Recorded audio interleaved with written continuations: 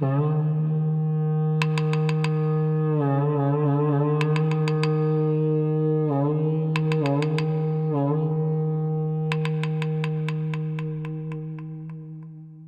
would think it unlikely that a series of rocks along a beach should become a tourist attraction, but the spherical Moeraki boulders are a natural phenomenon that has intrigued people for centuries. Over 50 of these strange spheres lie along a sandy beach near the fishing port of Moeraki. Māori call them te kai hinaki, eel pots. Locals call the boulders hooligans' gallstones. Others have named them giant gobstoppers, aliens' brains, the bowling balls of giants, or even the Stonehenge of New Zealand. Whalers named the place Vulcan's Foundry. The boulders grew in a pile of mud some 60 million years ago. They are called concretions, lumps of sediment bound together by a mineral cement. Imagine dropping a lump of glue onto sand. The resulting clump would be a concretion. At Moeraki, the glue was calcite, which was probably created when a marine animal began to rot. The calcite hardened around the sediment, and as more was added, it grew just like a massive pearl. The largest boulders weigh 7 tons and are 2 meters across. They are among the world's largest concretions, and they took around 4 million years to grow.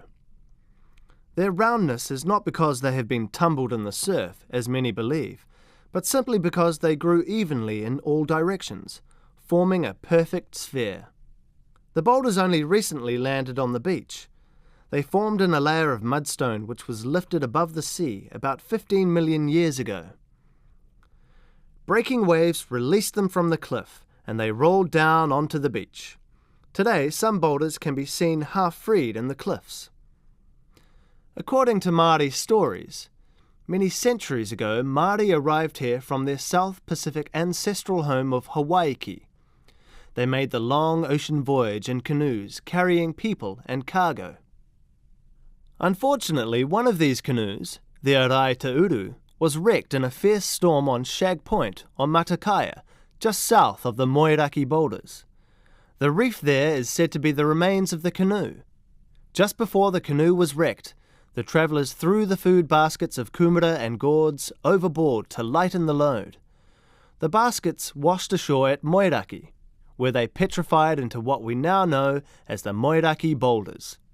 Some of the less regular stones along the beach are said to be kūmara. Photographs from the 19th century show many more boulders on the beach than are there today. Many smaller boulders were taken as souvenirs or garden ornaments. One even made it to Australia. In 1938, a very large Moeraki boulder was hoisted onto a truck and taken to Otago Museum to be preserved for all time.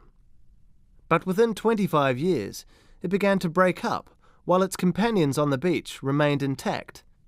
In 1971, as concern mounted that names were being carved into the surface of the boulders, and that rock collectors were using explosives on them, the boulders at Moeraki were given legal protection as a scientific reserve.